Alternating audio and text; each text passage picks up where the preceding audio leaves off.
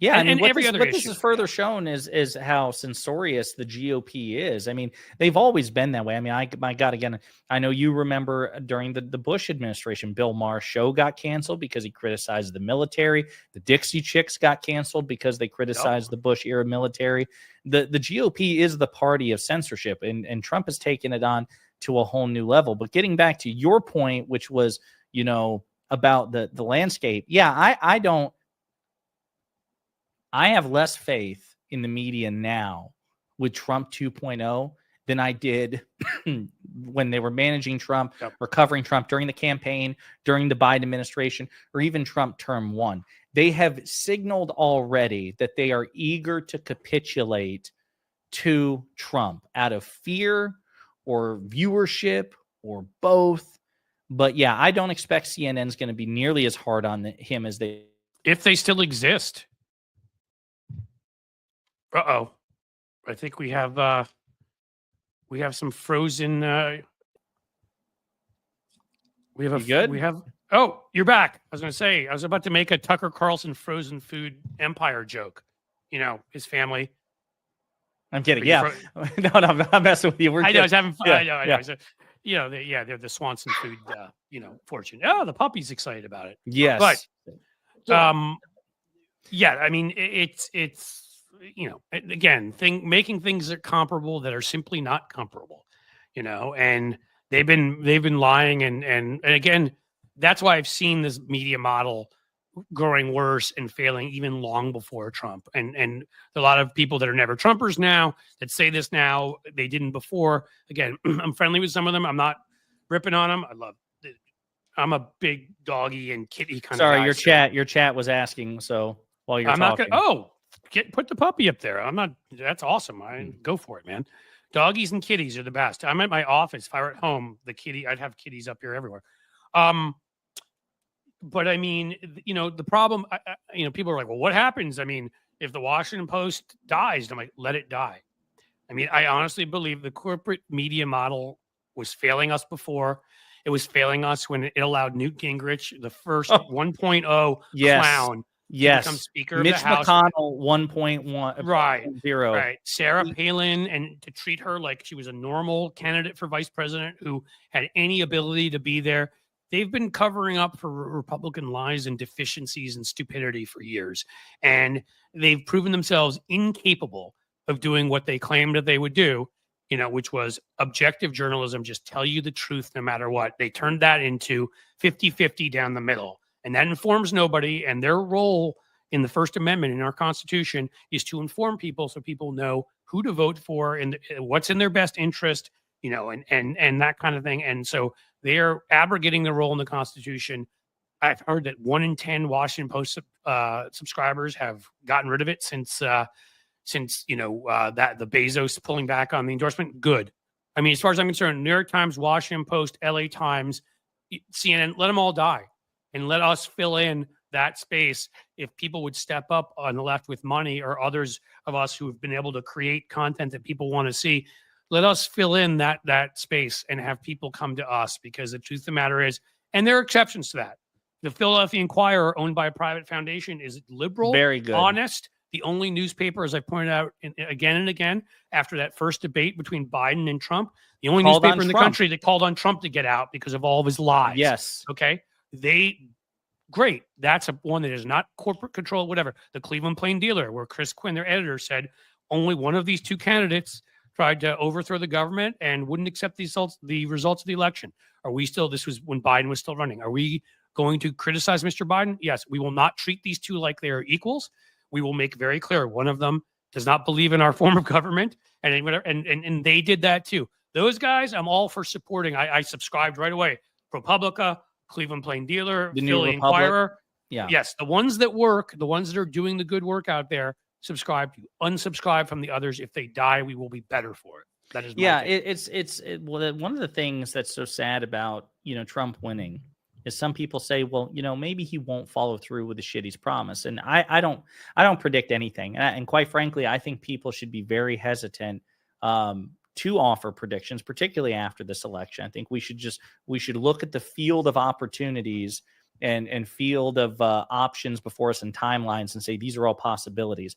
I have no claim to what Trump will or won't do, but I submit to you this: even if Trump, best case scenario, basically just fucks off and golfs for 4 years, all he really cares about is killing the investigations into him, and he just wants to chill for 4 years, I would argue that that's still pretty disastrous for the country, because what this has done is it has established a precedent to future right-wing demagogues and authoritarians who are much more clever than Trump, younger than Trump, more ambitious than Trump.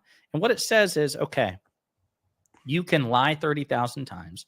You can inherit a good economy from your Democratic predecessor, drive it into the ground in 4 years, not just due to pandemic mismanagement. And ignore a pandemic when you know, we have private tape of him realizing what was going on. Yes. And Dr. Deborah Birx, one of his chief medical advisors, she went on the record in a CNN interview and said, I think the first 100,000 deaths were probably inevitable, but everything after that could have been substantially mitigated had the Trump administration taken things more seriously. He mismanaged the pandemic. He started a trade war with China. He didn't submit any of his promises. He separated, children from their parents. He tried to institute a Muslim ban, all this crazy unhinged shit. And then, of course, trying to steal a free and fair election, and then, resisting and breaking the peaceful transfer of power. You can do all of that. And not only will you not be legally accountable, you will not suffer meaningful political consequences, and you can, in fact, be rewarded. And so I submit to you. And actually, the incentive then now is to run, because the incentive Why not? Well, if I don't want to go to prison and I've been convicted, I'm either running out of the country or I'm running for president, because that's so, and again, not based in law, based on a stupid opinion written by staffers under the attorney generals of Nixon and Clinton. It's not in the Constitution. Yeah, but plenty of other democracies do that, by the way, like have prosecuted presidents while they're in power, and somehow we're respecting this stupid precedent. That's the thing and again, I take your point on that, but it's one of those things like, I agree. So he's referring to the Office of Legal Counsel opinions from the Nixon era, in which the Justice Department says that they don't prosecute a sitting president. But here's the thing, Cliff, even that I'm willing to accept, because I can at least buy the argument, but that's temporary.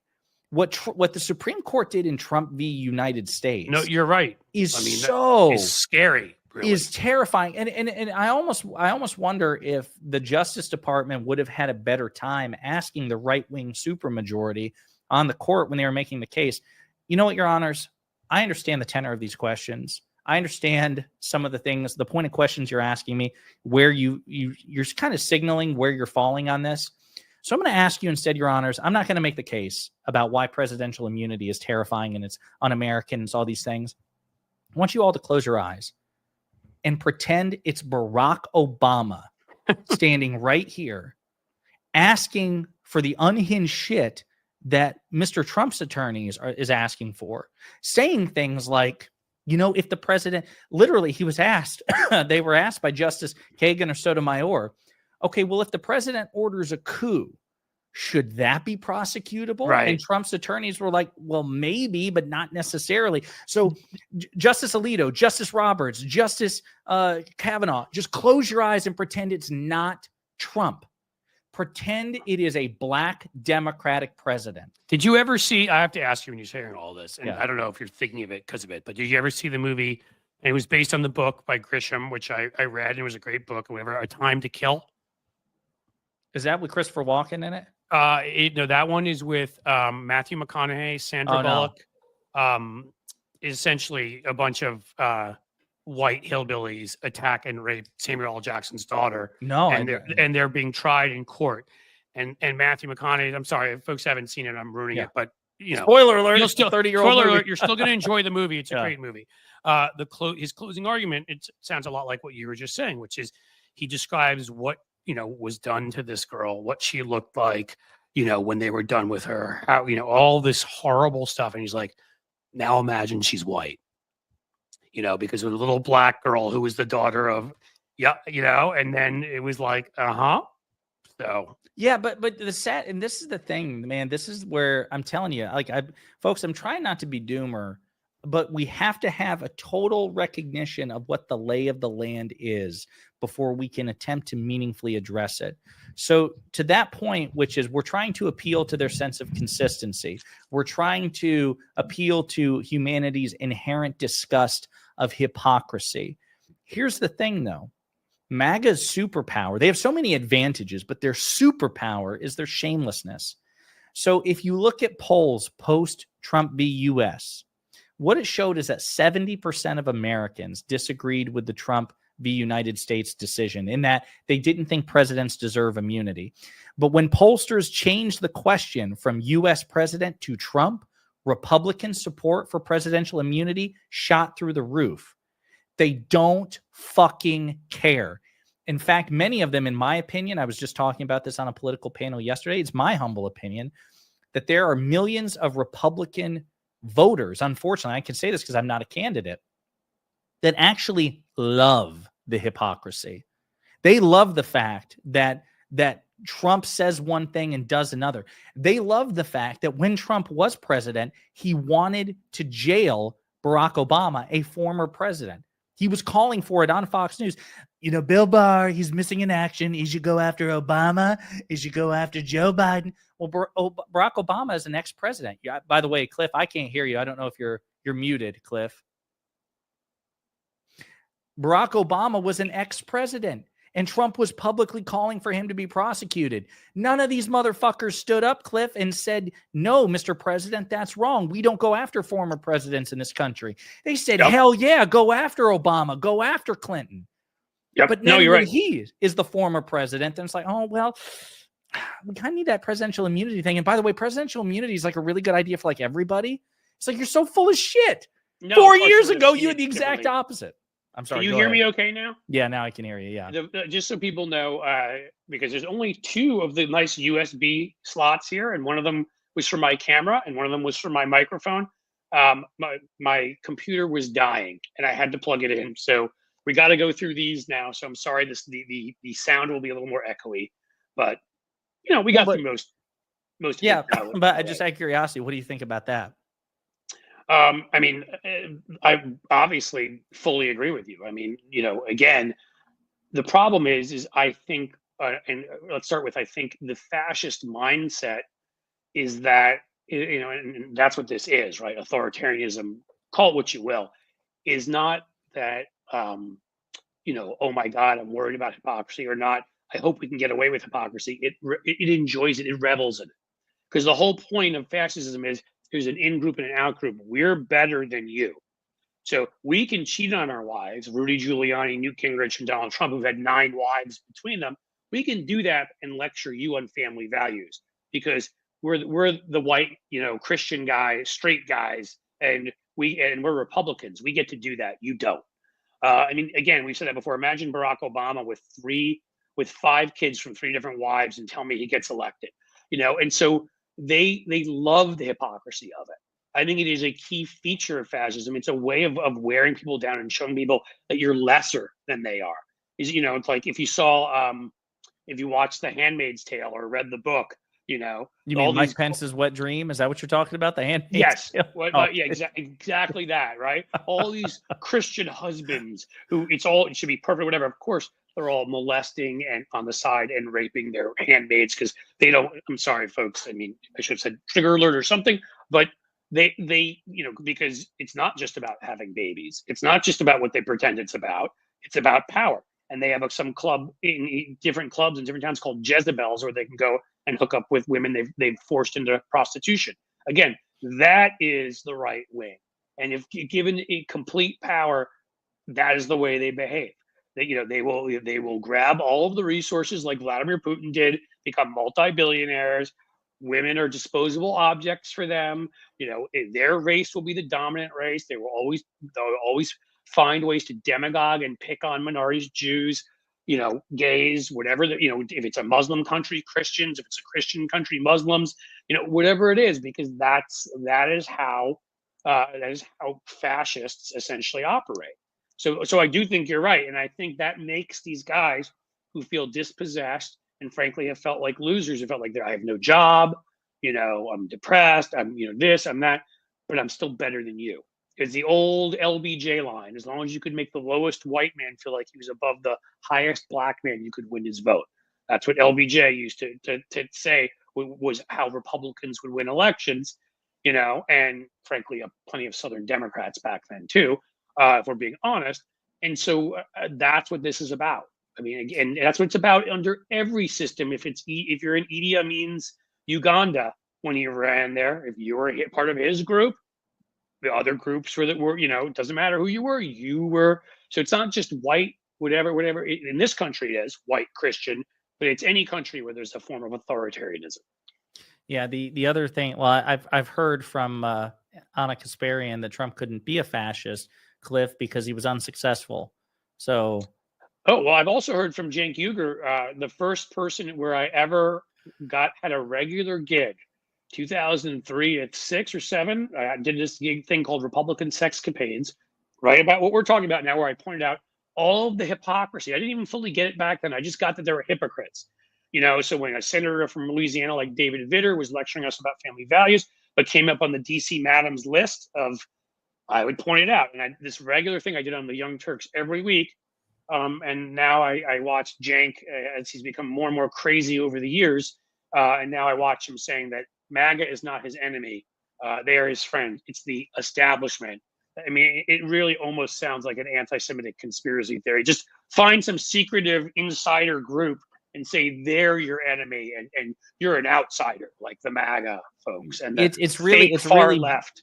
It's really disappointing because, again, it goes back to the disadvantages that I don't even know what you call it, because some people say, oh, you're not progressive, you're that, this, that. The pro-democracy coalition, which includes everyone from liberals to progressives, social democrats, democratic socialists, even like whatever that broad tent is, whatever you want to call it. The Young Turks is the biggest network that we have. Yeah. And there seems to be some capitulation there. Like one of the things is so infuriating for me just as an overall sentiment, which is, I understand.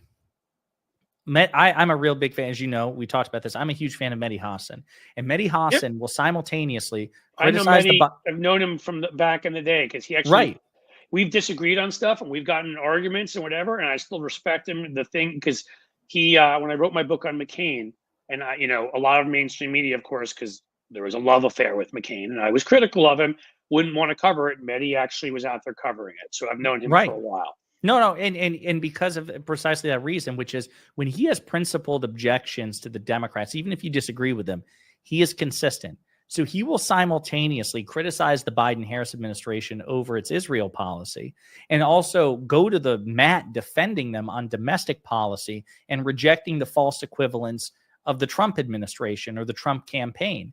And so there's also the false equivalence of the far left of some of the sadly, in the end, 30% of Muslims who voted, for Donald Trump. And I like to be very clear when I do this and point out 70% of Muslims did not. So I am not making a racist statement here. A majority of Jews and Muslims voted for the Democrats who didn't. Yeah. The 30% that did, that went up from 5%, who've now voted honestly to get the very people they claim to care about killed, because Donald Trump does not care one bit. He's going to sit in Netanyahu, go into Lebanon, go into the West Bank, do whatever you want. That did just the opposite. They were throwing out the false equivalencies too. But that's what I'm saying.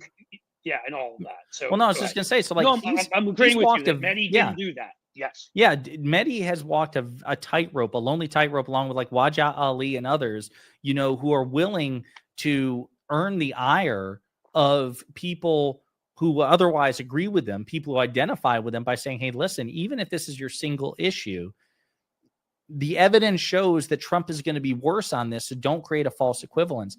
But my point is, like, I really don't take issue with people criticizing the Democrats, even if I disagree with the criticism. I just reject the false equivalence. And so when I hear, Cenk and Anna and others suggest that the Republicans and the Democrats are basically the same when it comes to labor, whitewash. I mean, Trump was disastrous on labor in term 1, not just his rhetoric, but union busters he appointed to key positions. God, yeah. Elon Musk is one of the most prolific union busters, anti-union figures, whereas the Biden administration saved the Teamsters pensions, Yeah. The NLRB under President Biden has been vigorously pro-worker. And the infrastructure bill created so many jobs for workers. I mean, my God. Yes. That was like and the CHIPS bill for that matter, Yes. that brought manufacturing. Columbus, Ohio, 2 hours from here, a big Intel plant put in there. That was the CHIPS bill. Yes. And so I'm sorry, on policy, not just in terms of aspiration, but actual results, the Democratic Party on its worst fucking day is objectively superior for workers and on labor than the Trump administration on its best day. And anyone who tells you otherwise is a liar or a moron. Or right. And you know what you're getting both. at? Yeah, I'll put up what Jim Williams, one of our moderators, has to say. I think that's about right. You know what? And you know the point you're getting to, and I think to me this is the larger overall point. And I always say this. This is when I call out people on the left too, when they attack you for disagreeing on something, right? Like, I mean, yeah, we do have some disagreements on some things. That's actually healthy. We believe in democracy. We should be able to work those out. And I mean, if they're massive, I mean, that's a problem, right? But various disagreements on policy of various shades, absolutely. The big difference to me is, and this is when I get angry at folks, is when people on our side don't sit there and say, who is it that's saying this? Is it somebody that generally has always acted in good faith? And I think they're wrong on this. So if they've acted in good faith before, and this is the way I always treat everybody else on the left, where I may think they're arguing something that is absolutely wrong. But if I know they've been there and they're, and arguing in good faith, then I say, okay, this is a good faith disagreement. What I cannot stand are the people that are there in bad faith and are positioning themselves, for whether it's for fame, money, whatever the hell it is. That is what Cenk and Anna are doing. It is no longer, I could take them in good faith 5, 7, however many years ago when they started moving in a certain direction based upon who they were when I used to go on their show. But they have now shown enough times for enough years that they do not show up in good faith. It is about positioning the channel. It's all about making sure that they maintain the largest numbers and they do this and that and the other thing. We all want to grow our channels. We all want to do whatever. Democracy comes first. I'll throw my channel in the garbage if that were what I had to do to get rid of Trump and have it be a democracy here. That's, and the people who care clearly much more about their numbers, about the money that comes in, about whatever their other gigs they get. Those are the people that I have no respect for. Yeah. So always ask yourself, if somebody says something, are they coming in good faith? And that, I'll let you jump in. I'll just say that's never Trumpers too, because some of them really have changed. They were wrong. Some of these people I used to debate on Fox and MSNBC. I used to argue with them, and they are friends of mine. They have changed. And if you believe in the book, what is it? Damn it, how's it not coming to me now? But the book about saving democracy by Zyblatt and Levinsky. How democracies die. Then you believe in what Jessiah said earlier, which is to defeat an authoritarian movement of the far right or the far left, you need everybody who's willing to be on your side in good faith. 100%. So, go ahead. 100%. So we have to create a permission structure for a broad coalition that can also earnestly disagree. So to me, it's, and I want to be clear. I'm not saying this is easy. Like one of the frustrating things. Let me just unpack this here for a second. So I only met Cenk Uygur once. It was at the DNC. He was very gracious. He actually sat down, let me interview him. He was, I always liked Cenk because he came from a position of earnestness from what I saw. This about face on Trump has really just left me flabbergasted. Number one. Number two, we have to create a coalition in which we can, for purposes of procuring political power, get along with the widest number of people that we possibly can. Okay. Obviously, there are limits. If there weren't limits, we wouldn't have political opponents because they would be allies. There clearly must be red lines. And I understand that we're not going to 100% agree on that, but we should all, from moderates to progressives and everybody in between, be mindful about what we're willing to compromise. Sometimes progressives are not going to get what they want. Sometimes moderates are going to have to give more to progressives than the more moderate approach. I totally understand that. And it's easier said than done, but that should be the guiding calculus. For me, it is. I might disagree with I imagine I disagree more with moderates than progressives overall on certain policy things. Like I probably want to go further than somebody like Jared Moskowitz or a Jared Golden or somebody like that. But they are a part of the team as far as I'm concerned, because as long as they are to me, when you've left the team from either side, when you're Rashida Tlaib or Nina Turner and you refuse to endorse Joe Biden, you're no longer on my team on one side. And when you're Joe Manchin and Kristen Sinema and you're trying to hurt from the other side, and that's what I always say, that's how I can prove like I'm not pushing for one side or the other, kind of like what you said.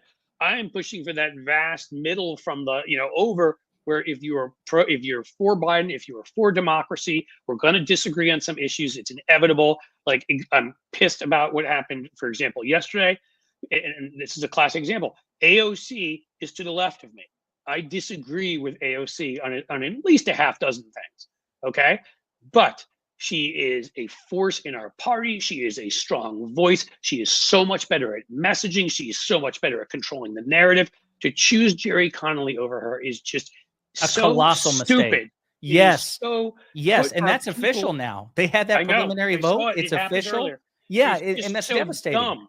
And that's just the proof in the pudding. And you and I don't hate Connolly, just to be clear. We don't hate Connolly. I actually almost managed his campaign in a weird, when I lived on the East Coast years ago, his first House campaign, I was interviewed. He didn't choose me. He's me and like two other people. But like I went and met with him, and it was, so to be clear, I agree with Connolly. I'm looking for the most effective messengers, and I don't have to agree with them 100%. I have to know that we're part of that broad coalition, and they're going to kick ass for us. And AOC I know AOC is proven. Will. She to me is a great example, because you want to talk about a woman who was reviled by not just people on the right, but often by the center and pilloried.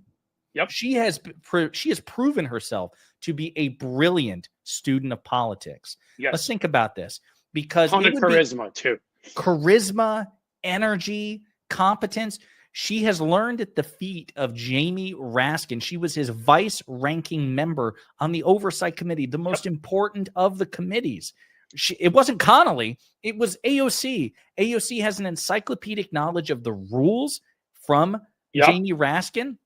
So people say, sure, MAGA has Marjorie Taylor Greene. Well, you guys have AOC. And I'm like, don't ever fucking compare. I know. Don't the only thing that you can compare about the two of them is they both talk a lot. One of them talks and says things that make sense, uses multisyllabic words, and actually has an education on our history and cares about people. The other one is Marjorie Taylor Greene. The other one is named Marjorie Taylor Greene. Yeah. And she comes out of that map. If you look at that map of evolution going forward, except for it's backwards, you turn it around, so it's devolution in real time. Heading back to being in trees, and that's Marjorie Taylor Greene. No, 100%. And so like, it's so like when people say, she's the equivalent of the crazies on like, no, it's bullshit. She's smarter than they are. She acts in good faith, unlike them. And by the way, here's the other thing. She's never said any of the unhinged shit about Republicans that Marjorie Taylor Greene has publicly said about you and me, Democrats.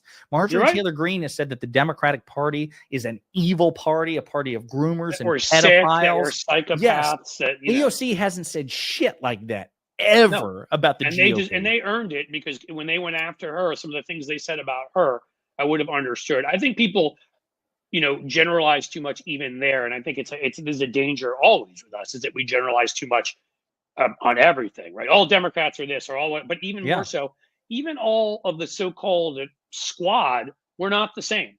There were a couple members in there, and again, I do have problems with Rashida Tlaib. I have problems with her both as someone who wouldn't endorse Biden, and I do believe she said a number of anti-Semitic things that I'm not going to forgive her for. But I don't believe AOC is anything like that. Well, Ilhan Omar and AOC both endorsed President Biden. That's right. They Same stood with by Omar. President Biden. I support her too. They supported Vice President Harris, and that's the thing, because they recognize power is better than endlessly critiquing power. There are some people out there who just want to bitch, and they don't actually want the responsibility and the stress associated. It's much with easier taking to power. Complain. It's also much easier to get fans.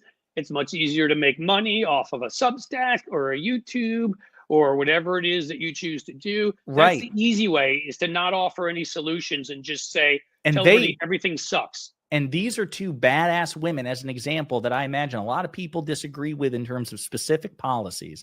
But damn it, they have learned.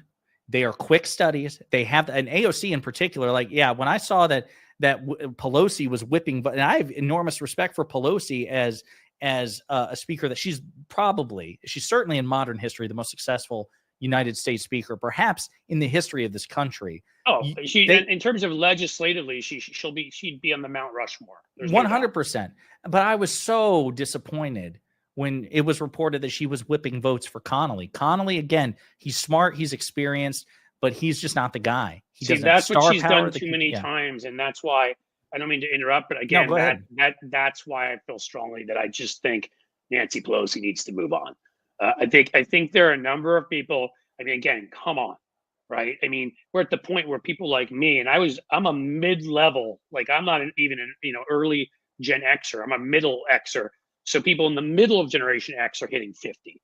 I mean, come on, like when the boomers are still hanging on at that point, it is time. Hakeem Jeffries, I think, is in his mid-50s. He's older than I am, but he is perfect. He is well-spoken. He kicks butt.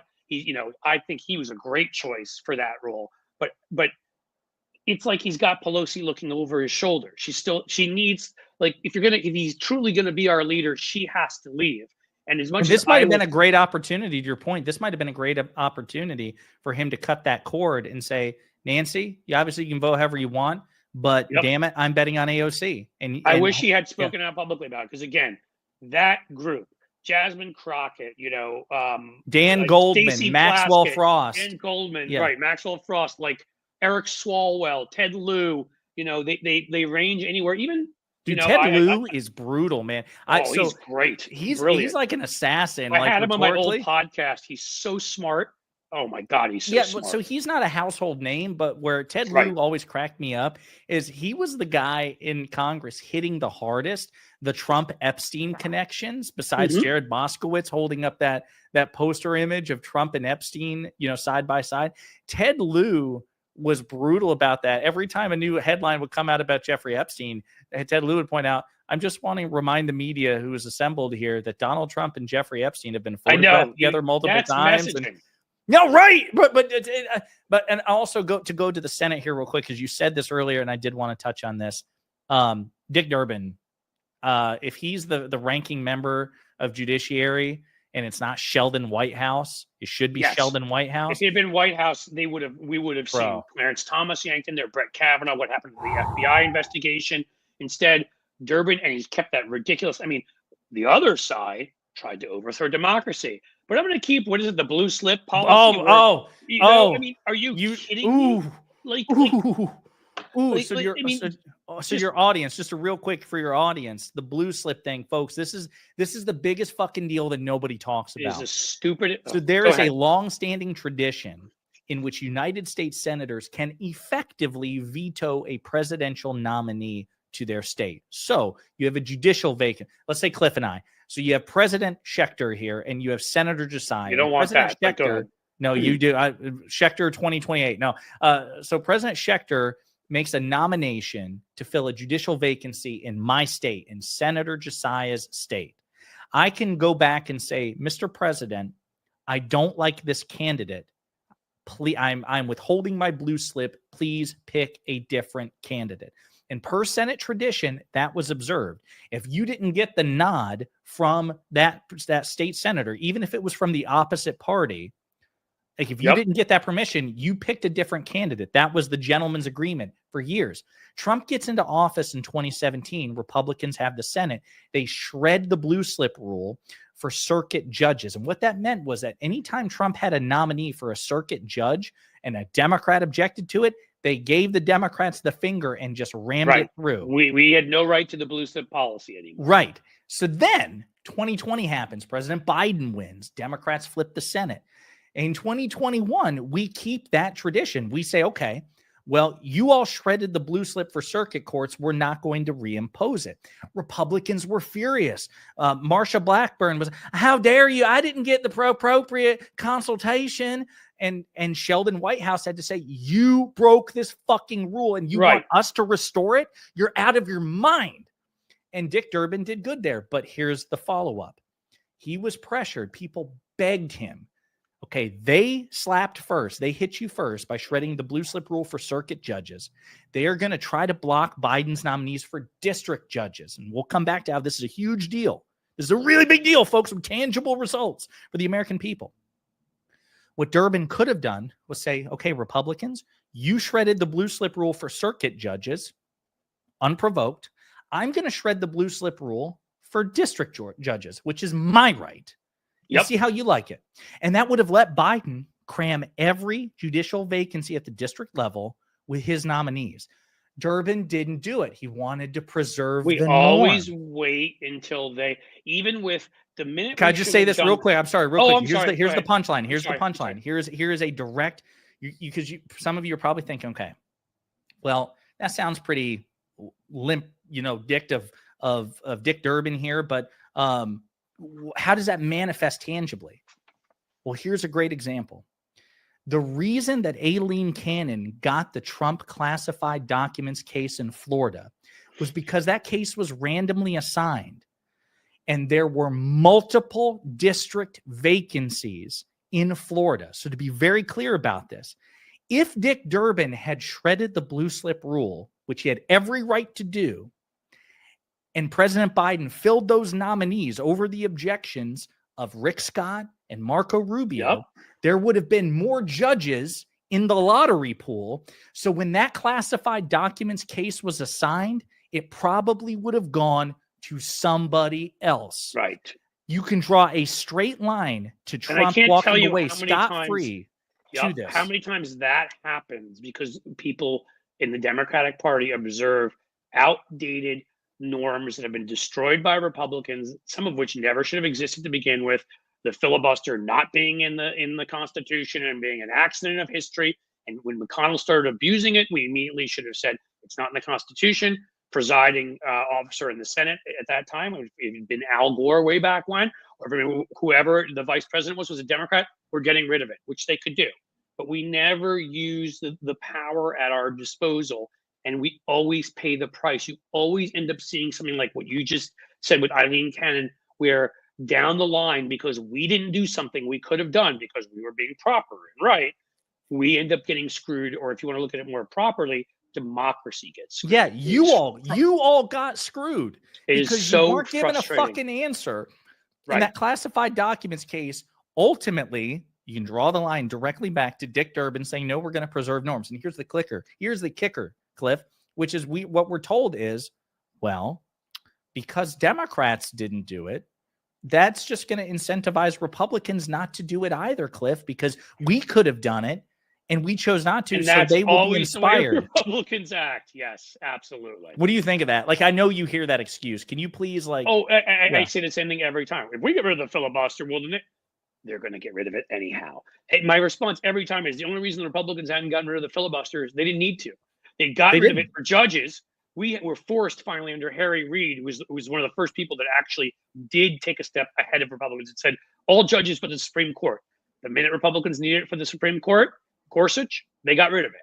So and as you know, all they care about are taxes, regulations, and judges. And taxes they can solve reconciliation. Are under reconciliation. Yeah. So that's the reason why they didn't get rid of it, because they don't need to get rid of it. But anybody ever says, well, we won't do this because then Republicans will.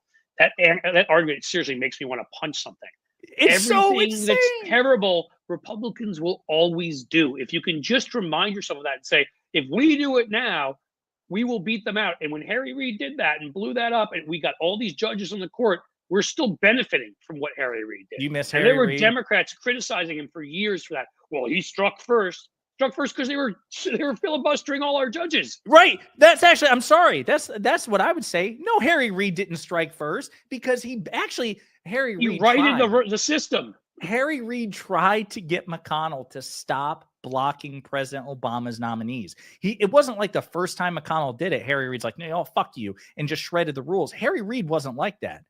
He begged McConnell, please stop blocking to an unprecedented degree these nominees. Half of all filibusters by the time President Obama left office in January 2017. So from 1789 until 2017, literally 50% of all filibusters and executive blocks, as in blocking of executive nominees, occurred in 2 terms under Obama by Republicans. And that's now add in under McConnell since then, a vast majority have been under him.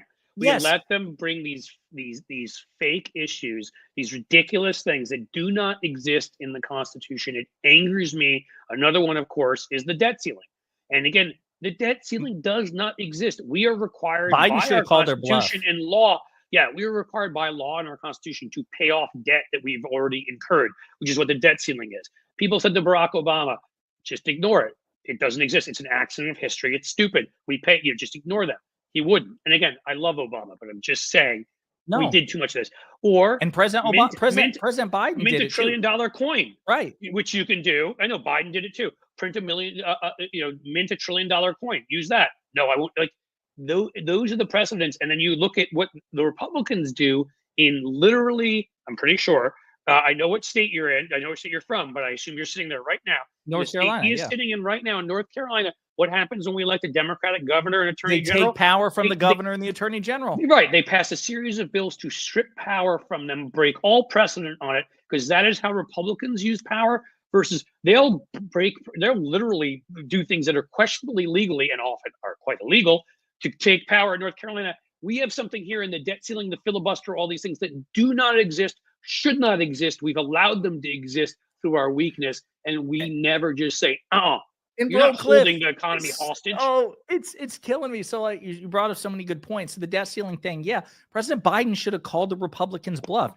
You all racked up this debt under Donald Trump, $8 trillion in a 4-year term. That motherfucker promised that not only would he not add 1 red cent to the debt, he would actually wipe out all the debt he'd inherited from his predecessors. Instead, he gives us a single greatest contribution to the national debt in a 4-year spread.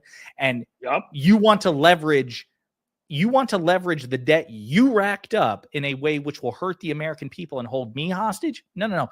What Biden should have done is said that at the end of the day, I'm going to order the Treasury Department to continue to issue notes. And if you want to take me to court and try to stop me, that's cool. Hey, Supreme Court, I dare you. I dare you to order me to default on the debt. I dare you. And here's the thing. I'm the sort of person like if Jessiah and I were running things, we'd know what the weak points were, what the Constitution says, what the law is, and B, we would actually act and be like, Well, Cliff, to your point, I mean, like, I want to be clear. I don't bet on the Supreme Court to do a lot of things. Like, I think they're pretty far in the right for Donald Trump. Like, I think betting the Supreme Court to do the right thing is generally a losing proposition. However, when it comes to bankrupting the entire, triggering a domestic and international economic crisis, which would affect them, Clarence Thomas getting all that. I was going to say, that you said the key words there when it affects them. You could always, it used to be the saying was, a man, I will be better about this as we are our modern world. You can always count on a person acting in their own self-interest. Right. As long as it's in there, that is how Biden got McConnell, as I've said to people, to sign up.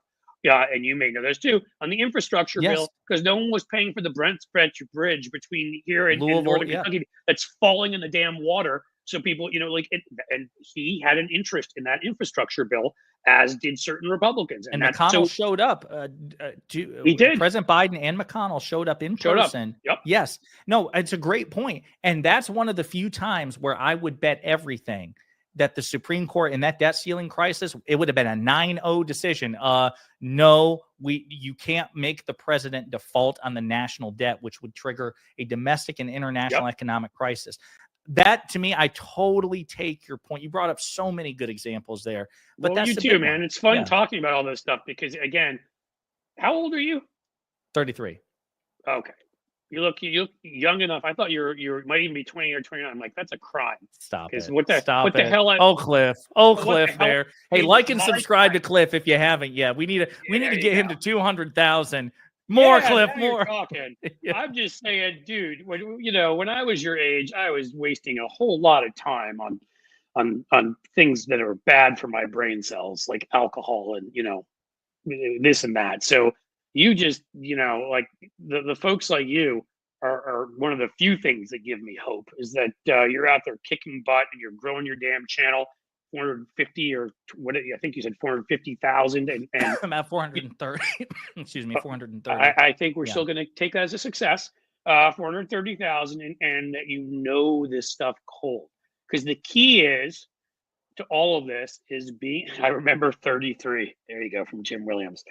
Hey, 33 is 19 years ago for me too, pal. So in any case, the key is two things with this. It seems to me, you got to know your stuff, but you also need to be able to entertain.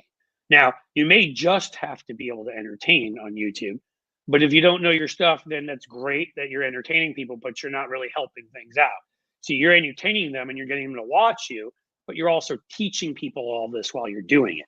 And that is what is essential, my friend, because not enough folks are out there doing that. And people need to know all of this, and we need to repeat it again and again, whether it's the debt ceiling or the filibuster, or, there even are things right now where I was seeing initially, Durbin wasn't moving quickly on judges. And I think a lot of us started screaming and they started moving on them, right? Yeah. And as well as executive appointees. We got screwed by Cinema, and Manchin on the NLRB. And there's nothing we can do about that. They are the treasonous folks they are. But every single person who we can put in a position who will be there longer, embedded in the bureaucracy while Trump is in office, get them in there. I mean, this is look at all of this stuff, the bureaucracy, judiciary, parts of the media, whatever. This is our immune system. The more you can bolster our immune system to fascism before that virus hits us on January 20th, the better shape we're going to be in. That means every one of these folks, every one of these things you could do. I've argued too, and you can disagree with me on this also, but let's go to another thing besides the debt ceiling, besides the filibuster. There is nothing in the Constitution that says an amendment must be ratified in a certain number of years. Nothing.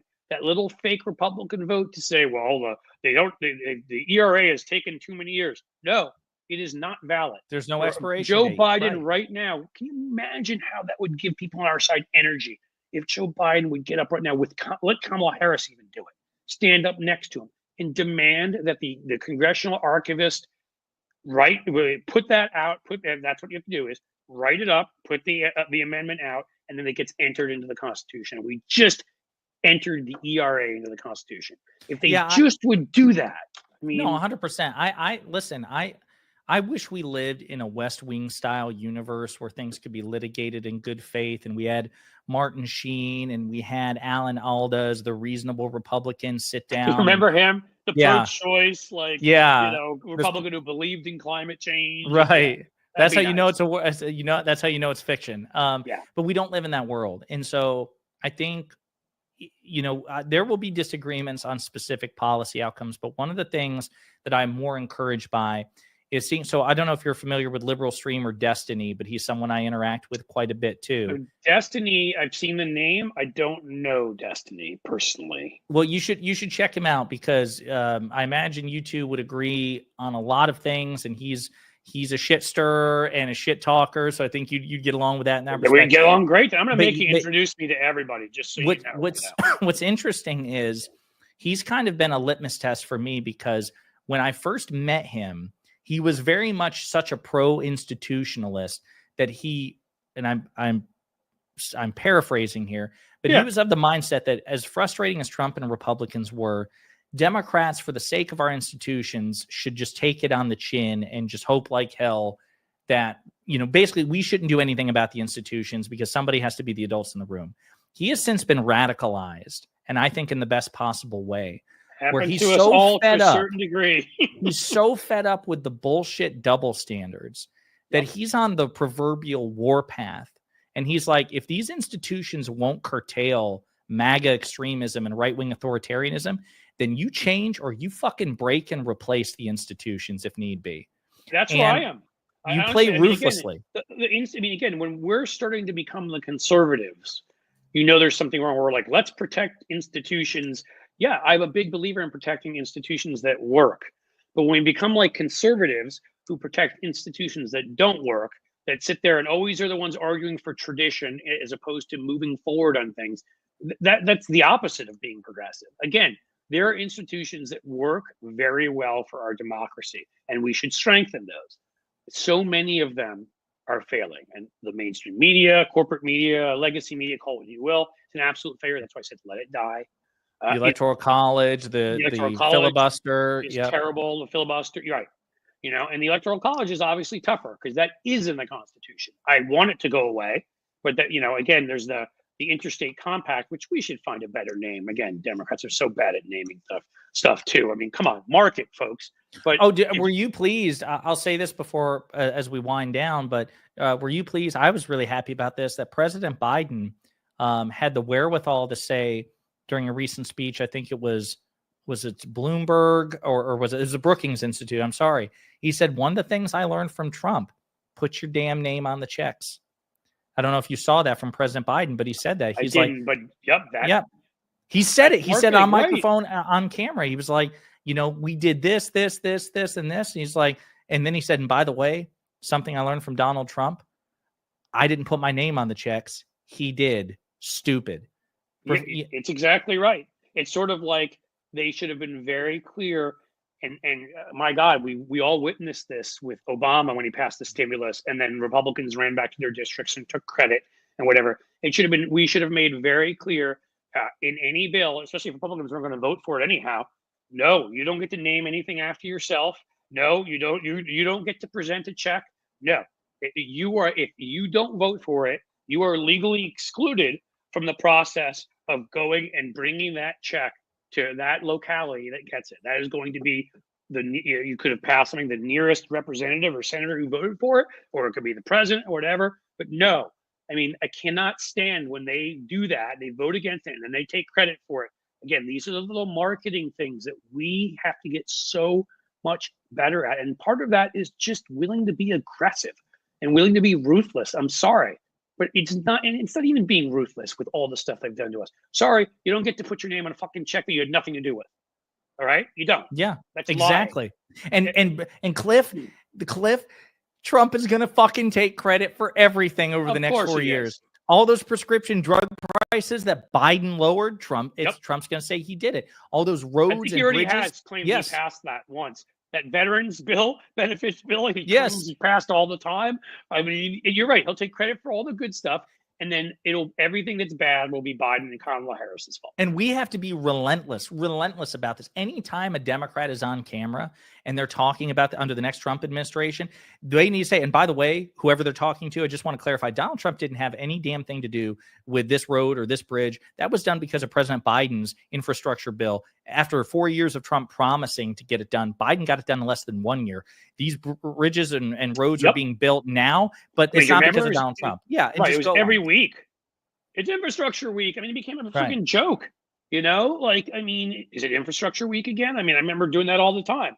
Biden came in, didn't talk about it, just said, we're going to do it once or twice. And he went ahead and did it and got McConnell to support it and got a coalition of, I think, 15 to 20 Republicans to vote for it. Right. I mean, in this atmosphere, when one party is, again, to quote you, an authoritarian cult, exactly right. Joe Biden found a way to win over that many Republicans. Again, on foreign policy, for the most part, there are some exceptions, but on foreign policy, for the most part, I think Biden, I'd give him probably at least a B+, something like that. On domestic policy, I'd give him, and legislating, I'd give him an A+. What he did was more progressive. He passed more legislation. It's in fighting back against Republicans, where early on, I would have given him a higher grade. In the last couple of months, I've been very disappointed. I say this as somebody who wrote ads for the man in 2020.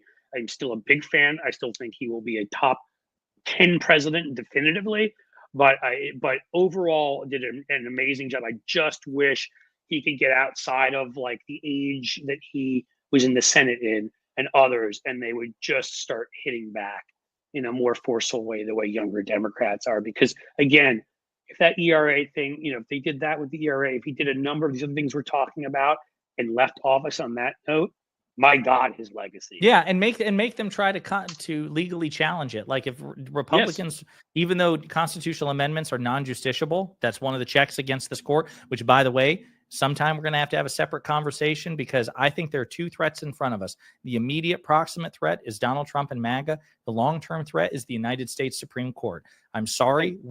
This notion of checks and balances, it's supposed to go both ways, but we have effectively created a system where one branch, the smallest, unelected, unaccountable branch, is giving orders to the other two branches. That doesn't work for me. As much as I want the Supreme Court to be a check on Donald Trump for the next 4 years, I'm actually categorically uncomfortable in general with 9 unelected philosopher kings being able to give orders to the elected branches and not in turn be checked. That doesn't cut it for me. I like to get people, I thought it was alliterative and fun. I was trying to popularize the phrase of Republicans in robes.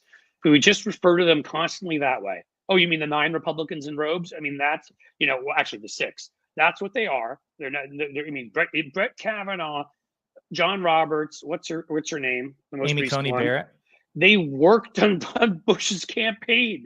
They were consultants. I mean, I'm sorry. Like, most of them, Gorsuch's mom was the head of the EPA under Reagan. Like, these are people, these are not judges. These are, and Alito is an Opus Dei. Talk about DEI hires. How about Opus DEI hire? That's what he is. And bro, the temerity they have to throw shade at Justice Ketanji Brown Jackson. Oh my God. Who is more qualified than all of them put together. 100%. And here's the deal. If we don't do this, because we might as well continue with this theme that we've been talking about this show, which is things that don't exist in the Constitution, like, let's say, 9 judges on the Supreme Court. I like to bring this up often. 1867, the last time that we added a judge to the Supreme Court. All right. And we grew the size of the court. Yeah. The population in the United States of America at that time was 30 million. We are now 340, 350. We have grown by 11 to 12 times since then. So even on just a nonpartisan basic functioning of that court, they take so few cases now, less than 1%, because there aren't enough of them. Like 13 should be the very least. There really number should of be circuits. more like 17 or 21. Yeah, for at least something. the number of circuits. No, I totally agree. And by the way, right. Again, let's be clear. The Supreme Court did change its composition and size multiple times throughout U.S. history. Even, I love this. You don't want the size of the court. You don't want to pack the court, because that would be like using the court as a political football. The founding fathers did that. President Adams and President Jefferson changed the size of the court to screw the other over. When Jefferson defeated Adams upon re-election, Adams shrank the size of the court to try to prevent Jefferson from filling the vacancies. Because he wanted the Federalists to have. Yeah, I mean, we should have very simply, again, we shouldn't even, and again, we're just having a conversation here. I'm not, but we should have never call it, at least when we're making the argument, packing. It was rebalancing the court, adding justice to the court. I like that one. Come up with the best way to say it.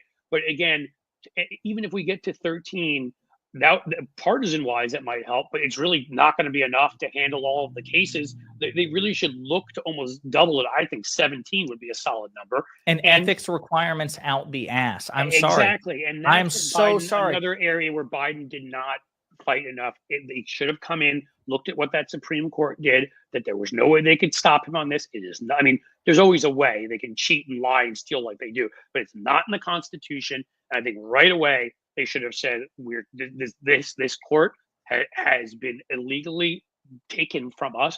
The Senate did not even perform their duty of advise and consent when Barack Obama was president for 10 months, by the way, 11 months, when he should have had that right to put a justice there. They forced one on during voting at the last second. It is a kangaroo court. It is ridiculous. And we are going to right now. And then again, let's bring back that argument. But Republicans will then do it.